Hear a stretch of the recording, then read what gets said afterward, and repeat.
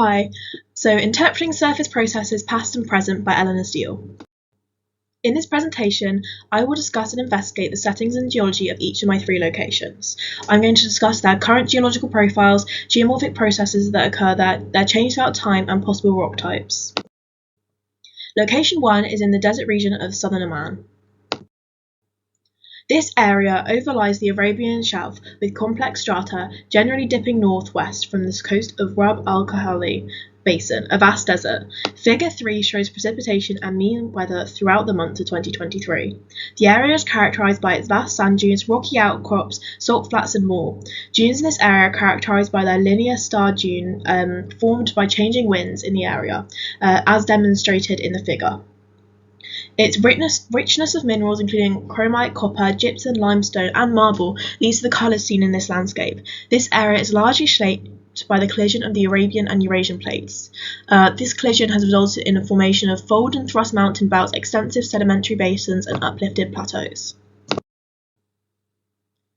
Wind plays a significant role in shaping the desert landscape. Aeolian processes involve the transport and deposition of sediment by wind.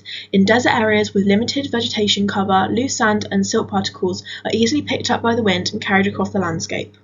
Weathering by abrasion from windborne particles leads to the formation of sand dunes, sand sheets, and other aeolian landforms, and also creates super mature sediments. Water processes transport clasts of all size and a high degree of weathering of entraining clasts surrounding bedrock and result in immature to moderately mature sediment. Chemical weathering processes are active in the desert environment, albeit at a slower pace to others. Temperature fluctuations and occasional rainfall contribute to breakdown of rocks throughout processes such as hydration, hydrolysis, dissolution. This produces stresses in the rocks which promote failure. Saline groundwater and evaporative processes contribute to salt accumulation near the surface in some regions. During this period, dissolved salts are left behind, forming salt crust on the surface, which could be what the white colour is caused in Figure 4. These processes interact and operate over various timescales to shape the diverse dynamic landscape. In this region, Oman exhibits a variety of rock types, reflecting the complex geological history and diverse landscape of the country. In this area, the rock types found are sandstone, limestone, and shale. Sandstone forms in a wide range of deposition environments, including beaches, rivers, deserts, and shallow marine settings, where sand-sized particles accumulate and are cemented together by minerals such as silica or calcite. Limestone forms in marine environments such as shallow tropical seas, where accumulation of carbonate-rich sediments occurs throughout the precipitation of carbonate minerals and the accumulation of marine biogenic debris. Shale forms in low-energy environments such as lakes, swamps, and deep marine basins, where fine-grained sediments settle out of suspension and are slowly compacted together and lithified. So this area is mostly characterized by its past, seeing as it's an ancient riverbed and coastal environment. Location 2 is the Mississippi Delta in East Louisiana. So the Mississippi Delta region is one of the largest river deltas in North America. The delta is formed by the deposition of sediment carried by the Mississippi River over thousands of years. It is a dynamic and constantly changing environment shaped by the interaction of fluvial and marine processes. Largely composed of marshland and wetlands, offering protection against surges and erosion. Within the deltaic deposits, various sedimentary facies can be identified, reflecting different deposition environments and processes. These facies may include fluvial deposits, estuary muds, delta front sands, and tidal channel deposits. So this could be 1H, 1P, 2N, 3B. So the surface processes that occur here. So sediment deposition. The Mississippi River is one of the largest river systems in North America, and it carries vast amounts of sediment from the interior of the continent to the Gulf of Mexico. The river deposits sediment as it flows towards the Gulf, contributing to the formation and growth of the delta. Over time, the accumulation of sediment builds up the land surface, creating new landforms such as natural levees, deltas, and marshes. As you can see from Figure 14 to 15, there is a build-up of sediment over time. Despite sediment deposition, this area also exposed to erosion and subsidence due to natural and anthropogenic factors. Natural erosion processes include wave action from hurricanes and storms, as well as tidal currents in the Gulf of Mexico. Additionally, subsidence occurs naturally as sediments compact and the Earth's crust responds to the weight of sediment and sea level changes. Over thousands of years, the area has deposited thousands of tons of sediment, forming the deltaic landscape.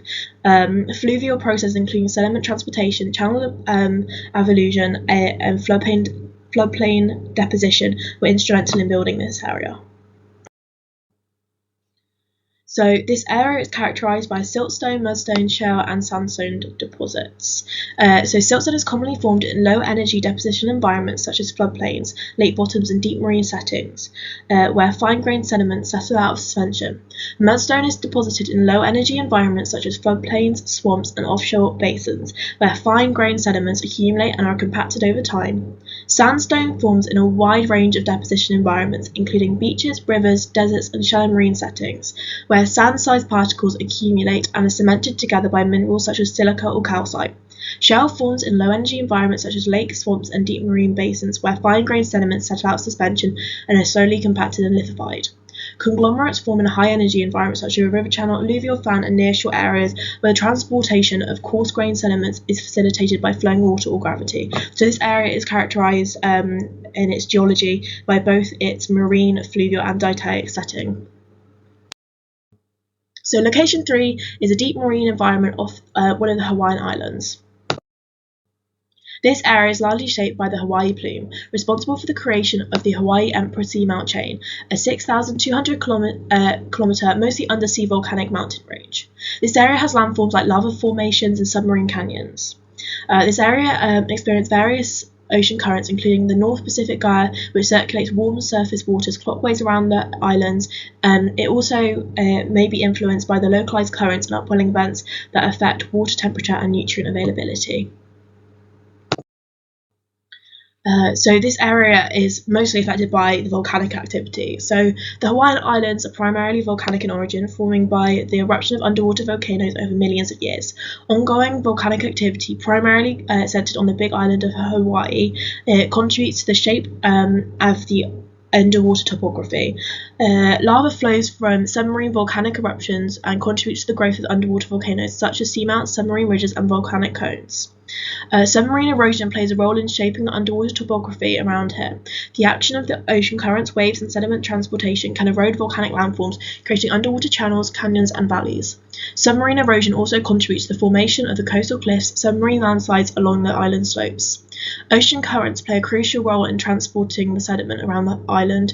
Longshore currents, influenced by prevailing winds and ocean circulation patterns, transport sediment along this area. Submarine canyons and channels act as conduits for sediment, transporting this sediment from shallow shelf to deeper ocean basins. Mass wasting can also occur here, and submarine landslides can result in volcanic instability, sediment oversteeping or tectonic activity, leading to the rapid downslope movement of sediment and the formation of submarine debris flows. So this area is also massively influenced by tectonic activity. So the island is situated within the Pacific Plate, which is actively moving northwestwardly over a hotspot in Earth's mantle. Tectonic processes including plate movement, faulting, crustal deformation influence the underwater topography around the islands, and submarine fault zones, volcanic rift zones are evidence of ongoing tectonic activity. Okay, so in this area, it is largely characterised by its basalt, pillar lava, limestone and varied sediments. So while Hawaii's oceanic environment likely contains sediment deposits, including those formed by the turbidity currents and pelagic sedimentation, the presence and abundance of specific sediment types like contorites, turbidites and pelagites would depend. Okay, so basalt forms from the solidification of magma erupted from volcanoes or fissures. It is commonly found in volcanic regions and oceanic crusts. Pillar lava formations are typically stacked on top of each other, forming elongated ridges or mounds along the seafloor, which can be seen in the images.